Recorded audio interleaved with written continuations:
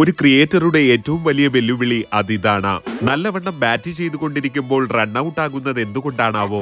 ആയുസിന്റെ 75% കടയിൽ പോയി സാധനം വാങ്ങി തീർക്കുന്ന ഭൂഗോളത്തിലെ ഏക ജീവി പുരുഷന്മാരാണ്. കാനഡയിലെ സാധനം വാങ്ങിപ്പും മരിച്ചിനി തോട്ടത്തിൽ ഒറ്റയ്ക്കകപ്പെട്ട പെരിച്ചാഴിയുടെ അവസ്ഥയും ഒരുപോലെയാണ്. എവിടെ തുരക്കണമെന്ന കൺഫ്യൂഷൻ. പുല്ല് തിന്നുന്ന കോഴിയുടെ മുട്ട, തീറ്റ തിന്നുന്ന കോഴിയുടെ മുട്ട, വലിയ മുട്ട, ചെറിയ മുട്ട, ഉപ്പിലിട്ട മുട്ട, കളർ മുട്ട, ആ മുട്ട, ഈ മുട്ട, കണ്ടമാനം മുട്ട. ചെറുപ്പക്കാരനായ കോഴിയും പ്രായപൂർത്തിയായ കോഴിയും വെളുത്തിട്ട് പാറിയ കോഴിയും തന്റേതല്ലാതായ കാരണത്താൽ കൊല്ലപ്പെട്ട കോഴിയും ഇക്കൂട്ടത്തിലുണ്ട്. 4 മണിക്ക് ചായയോടൊപ്പം വറുത്ത് തിന്നാൻ പറ്റുന്ന ചുക്കാമണി പോലുള്ള സാധനങ്ങളും ഇവിടെ ലഭ്യമാണ്. കാനഡയിലും കൂടോത്രമുള്ള കാര്യം എന്നെ അക്ഷരാർത്ഥത്തിൽ ഞെട്ടിച്ചു കളഞ്ഞു. ഇവിടുത്തെ പാൽക്കവറിന് മുകളിലായി സ്വർണ്ണ പലിശയുടെ നിരക്ക് പോലെ ശതമാനം രേഖപ്പെടുത്തിയിട്ടുണ്ടാകും. ഇത് പശുവിന്റെ അറിവോടെ ആണോ എന്ന കാര്യം അറിയില്ല.